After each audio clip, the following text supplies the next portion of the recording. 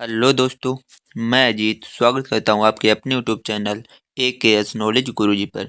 तो इस वीडियो में हम लोग पढ़ने वाले हैं जैव प्रक्रम क्या होता है। ठीक है, इसके बाद हम लोग पढ़ेंगे कि पोषण क्या होता है, पोषण के प्रकार क्या होते हैं, पोषण के प्रकारों के बाद जो पौधे होते हैं, पौधों में पोषण जो होता है वो किस प्रकार से होता है वो चीज़। उसके बाद जंतुओं और मानव में पोषण क्या होता है, कैसे होता है वो पढ़ेंगे। तो वीडियो काफ़ी मज़ेदार होने वाली है। इसके लिए आपको करना क्या है, इसके लिए आपको करना है इस वीडियो को लाइक, और अभी तक आपने चैनल को सब्सक्राइब नहीं किया तो चैनल को सब्सक्राइब कर लीजिए। आगे आपको इसी तरीके की वीडियोज मिलती रहेंगी। ठीक है, इसके बाद जंतुओं में पोषण कैसे होता है, इसके बाद जब नेक्स्ट वीडियो आएगी उसमें हम लोग पढ़ेंगे कि अमीबा में पोषण कैसे होता है, फिर मानवों में पोषण कैसे होता है, यानी कि मानव पाचन तंत्र हम लोग पढ़ेंगे। चलिए इस वीडियो को अभी शुरू करते हैं। इस वीडियो में हम लोग जानेंगे पहले तो जैव प्रक्रम। जैव प्रक्रम को इंग्लिश में कहते हैं लाइफ प्रोसेसेस। ठीक है, जैव प्रक्रम क्या होता है कि शरीर में होने वाले वे सभी प्रक्रम को जीवन के लिए अनिवार्य होते हैं। ठीक है, यानी कि जीवन के लिए जो क्रियाएं अनिवार्य होती हैं वो सभी जैव प्रक्रम कहलाते हैं। जैसे कि पोषण हो गया। पोषण क्या होता है, जब हम लोग खाना खाते हैं उससे हमें पोषक तत्व मिलते हैं, उसी को हम लोग पोषण कहते हैं। पोषण के बाद श्वसन, यानी कि जो हम लोग सांस लेते हैं, सांस से ऑक्सीजन अंदर जाती है और कार्बन डाइऑक्साइड बाहर निकलती है, वो क्रिया क्या होती है उसके बारे में भी हम आगे डिटेल में चर्चा करेंगे। इसके बाद परिवहन, यानी कि मानव में जो रक्त होता है वो कहाँ से कहाँ जाता है, कहाँ आता है, वो चीज़ पढ़ेंगे। उसके बाद उत्सर्जन। उत्सर्जन में क्या होता है, जो हमारे शरीर में अपशिष्ट पदार्थ होते हैं जिनका कोई भी मतलब नहीं है शरीर में, वो शरीर से बाहर निकालना उत्सर्जन कहलाता है। वो भी हम आगे इसी चैप्टर में पढ़ेंगे। ये सभी जो होते हैं वो हमारे जैव प्रक्रम के उदाहरण हैं। ठीक है, इसके बाद चलिए देखते हैं पोषण क्या होता है। पोषण क्या होता है कि जीवों द्वारा भोजन या पोषक तत्वों को प्राप्त करने की क्रिया को पोषण कहते हैं। जो जीव जंतु होते हैं उन वो जब भोजन करते हैं तो उनमें क्या होता है, जो पोषक तत्व होते हैं जो हमारे शरीर के लिए आवश्यक होते हैं, उसको प्राप्त करने की जो क्रिया होती है वो उसे हम लोग क्या कहते हैं, पोषण कहते हैं। ठीक है, पोषण के प्रकार क्या होते हैं, पोषण के प्रकार, टाइप्स ऑफ न्यूट्रिशन। ठीक है, इसमें हम देखेंगे जीवों में जो पोषण होता है वो मुख्यतः दो प्रकार का होता है। जीवों में पोषण मुख्यतः दो प्रकार का होता है, एक तो स्वपोषण और एक होता है विषम पोषण। ठीक है, स्वपोषण में क्या होता है कि स्वपोषी जीव अकार्बनिक यौगिकों, कार्बन डाइऑक्साइड यानी कि CO2 व पानी की उपस्थिति में अपना भोजन स्वयं बनाते हैं। कुछ जीवाणु तथा हरे पेड़ पौधे स्वपोषी होते हैं, यानी कि ऐसे जीव जंतु या फिर पेड़ पौधे जो अपना भोजन स्वयं बनाते हैं, किसी पर निर्भर नहीं होते हैं। ऐसे जंतुओं या पौधे जो होते हैं वो क्या होते हैं, स्वपोषी होते हैं। ठीक है, आई होप आपको अच्छे से क्लियर हो गया होगा।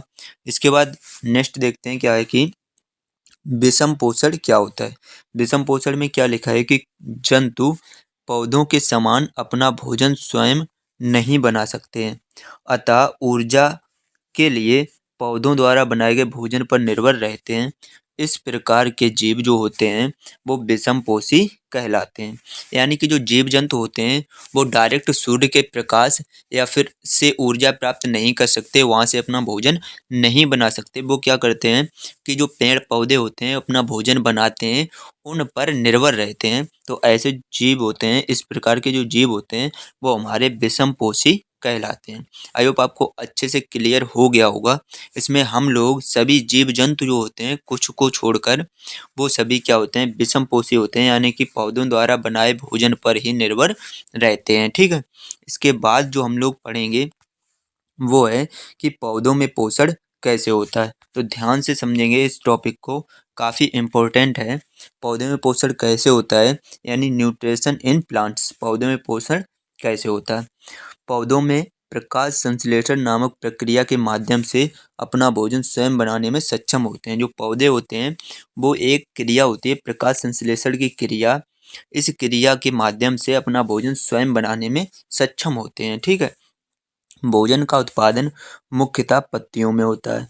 जो पौधे होते हैं उनमें जो भोजन का उत्पादन होता है वो अधिकतर कहाँ पर होता है? पौधों की पत्तियों में होता है, ठीक है। मिट्टी से पानी और खनिज जड़ द्वारा अवशोषित होते हैं। जो मिट्टी में पानी और जो पोषक तत्व होते हैं, खनिज लवण होते हैं, वो जड़ों द्वारा अवशोषित हो जाते हैं पौधों में, ठीक है। और वाहिकाओं के माध्यम से पत्तियों तक पहुंचाए जाते हैं। और पौधों में वाहिकाएं होती हैं जिनके द्वारा जल और पोषक तत्व जमीन जड़ से अवशोषित होकर सभी पत्तियों और सभी भागों में जाते हैं। वो कहाँ से जाते हैं? वाहिकाओं के माध्यम से पत्तियों तक पहुंचाए जाते हैं, ठीक है। और जो कार्बन कार्बन डाइऑक्साइड रंध्रों के माध्यम से पत्तियों तक पहुंचती है।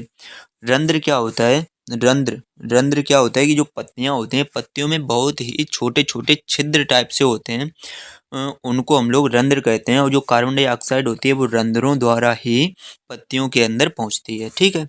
इसके बाद देखते हैं आगे। क्लोरोफिल पत्तियों में मौजूद एक हरा रंग द्रव्य है। जो क्लोरोफिल होता है ये काफ़ी इंपॉर्टेंट है, इसको अच्छे से याद कर लेना। जो क्लोरोफिल होता है, कभी कभी ये भी पूछ दिया जाता है कि पत्तियां जो होती हैं वो हरी क्यों होती हैं? तो इस क्लोरोफिल के कारण ही पत्तियां कैसी होती हैं? हरी होती हैं। तो पत्तियों में एक जो क्लोरोफिल नामक एक रंग द्रव्य होता है जो पत्तियों को अपना भोजन तैयार करने के लिए सूर्य के प्रकाश से ऊर्जा प्राप्त करने में मदद करता है। यानी कि जो क्लोरोफिल होता है पत्तियों में उपस्थित होता है, ये अपना भोजन तैयार करते हैं। तो जो सूर्य के प्रकाश से ऊर्जा आती है वो क्लोरोफिल ही अपने अंदर अवशोषित कर लेता है, उसी से अपना भोजन ये पौधे बनाते हैं, ठीक है। आगे देखते हैं। भोजन का उत्पादन जो सूर्य के प्रकाश की उपस्थिति में होता है, प्रकाश संश्लेषण के रूप में जाना जाता है। यानी कि जो ये सारी क्रिया होती है, ये इसको हम लोग क्या कहते हैं? प्रकाश संश्लेषण की क्रिया कहते हैं।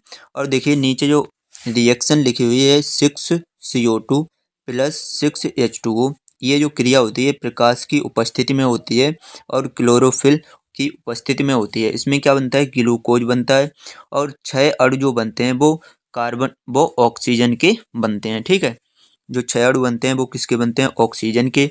और बनता है ग्लूकोज। और जो ये ग्लूकोज होता है वो पौधे क्या करते हैं? स्टार्च या मंड के रूप में अपने अंदर संचित कर लेते हैं, ठीक है। इस बात को आप अच्छे से ध्यान रखना। इसके बाद देखिए ये जो ये जो आपको फिगर दिख रहा है इसमें क्या लिखा है? देखिए ध्यान से।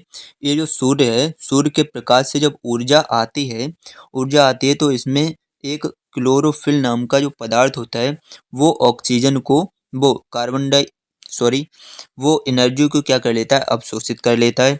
और रंध्र जो होते हैं, रंध्रों द्वारा क्या होता है? रंध्रों द्वारा क्या होता है कि इन पत्तियों में क्या होता है? कार्बन डाइऑक्साइड अंदर पहुंच जाती है। और इसके बाद क्या होता है कि उसके अंदर एक अभिक्रिया होती है जो मैंने यहाँ पर नीचे दिखा रखी है। ये अभिक्रिया होती है पौधों में जब ये अभिक्रिया होती है तो यहाँ पर ग्लूकोज बनता है, ये ग्लूकोज बनता है और ऑक्सीजन बनती है। तो जो ऑक्सीजन होती है वो रंध्रों द्वारा फिर से बाहर निकाल दी जाती है। और जो ग्लूकोज होता है वो पौधों में ही स्टार्च या मंड के रूप में संचित हो जाता है, ठीक है। आई होप आपको अच्छे से क्लियर हो गया होगा। इसके बाद देखते हैं नेक्स्ट क्या है। नेक्स्ट है कि जंतुओं में पोषण कैसे होता है। जंतुओं में पोषण के जो मुख्य प्रकार हैं, मुख्य जो क्रियाएं हैं वो 5 हैं। सबसे पहली क्या है? अंतर्ग्रहण। अंतर्ग्रहण को ध्यान से समझेंगे। अंतर्ग्रहण में क्या लिखा है? भोजन को शरीर के अंदर पहुंचाने की क्रिया को अंतर्ग्रहण कहते हैं। यानी कि जो हम लोग भोजन खाते हैं, खाकर अंदर ले जाते हैं, शरीर के अंदर ले जाते हैं आहार नाल में, उसी को हम लोग अंतर्ग्रहण के नाम से जानते हैं, ठीक है। आई होप आपको अच्छे से क्लियर हो गया होगा। इसके बाद क्या होता है कि पाचन। पाचन में क्या होता है? जो जटिल यानी कि जो बड़े बड़े अघुलनशील खाद्य पदार्थ होते हैं उनको भौतिक या रासायनिक क्रियाओं द्वारा घुलनशील पदार्थों में बदलने की जो क्रिया होती है उसको हम लोग पाचन के नाम से जानते हैं, ठीक है। यानी कि जो जो हम लोग खाना खाते हैं वो बहुत ही जटिल और बड़े बड़े खाद्य पदार्थ होते हैं। जब वो शरीर के अंदर जाते हैं, शरीर के अंदर उन्हें छोटे छोटे पदार्थों और घुलनशील पदार्थों में बदल लिया जाता है। इसकी क्रिया को ही हम लोग पाचन के नाम से जानते हैं। आई होप आपको अच्छे से क्लियर हो गया होगा। बाकी जो मनुष्यों में पाचन होता कैसे है वो आगे हम डिटेल में पढ़ेंगे, भोजन कहाँ से कहाँ जाता है और कैसे इसका पाचन होता है। ठीक है, चलिए अभी आगे बढ़ते हैं। आगे लिखा है तीसरे नंबर पर अवशोषण। अवशोषण क्या होता है? पचे हुए भोजन को कोशिकाओं द्वारा सोख लेने की जो क्रिया होती है उसे हम लोग अवशोषण के नाम से जानते हैं। पचे हुए भोजन को कोशिकाओं द्वारा सोख लेने की क्रिया को अवशोषण कहते हैं। यानी कि जो हमारे अंदर भोजन गया, वो उस भोजन का जब पाचन हुआ तो उसमें जो पोषक तत्व थे, हमारे शरीर के लिए जो जरूरी तत्व थे, वो क्या होता है कोशिकाओं द्वारा सोख लिए जाते हैं। ये जो क्रिया होती है इसी को हम लोग अवशोषण कहते हैं। ठीक है, अवशोषण के बाद क्या होता है? स्वांगीकरण। ये बहुत ही इम्पोर्टेंट है, काफ़ी बार ये पूछा जा चुका है, इसको आप ध्यान से समझेंगे। इसमें क्या लिखा है कि पचे हुए भोजन का अवशोषण होकर, यानी कि जो भोजन पचा है उसका अवशोषण हुआ है, अवशोषण होकर रुधिर में मिलना या फिर कोशिकाओं में मिलकर जीव द्रव्य में आत्मसात हो जाने की जो क्रिया होती है उसको हम लोग स्वांगीकरण कहते हैं। आत्मसात क्या होता है? उन्हीं में अपनों क्या क्या करता है, उसमें ढाल लेता है एक तरीके से, यानी कि जो भोजन होता है वो जीव द्रव्य में ही बदल जाता है।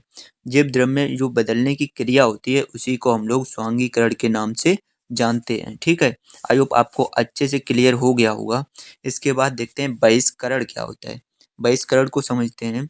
जो अपच भोजन है, यानी कि जो हमारे शरीर में जो हमने भोजन किया वो सारा तो पच नहीं जाता है, कुछ ऐसा होता है जो नहीं पचता है।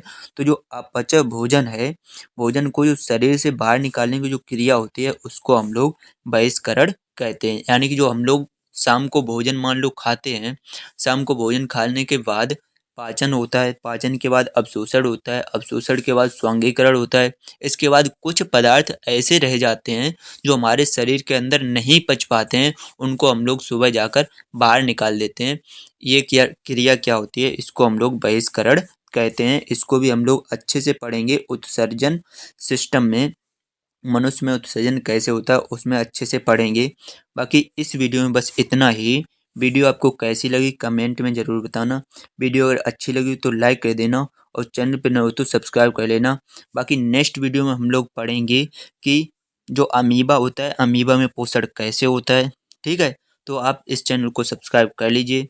चलिए मिलते हैं आपको नेक्स्ट वीडियो में, नेक्स्ट अच्छे से एक टॉपिक के साथ। तब तक के लिए जय हिंद, जय भारत, जय माता दी।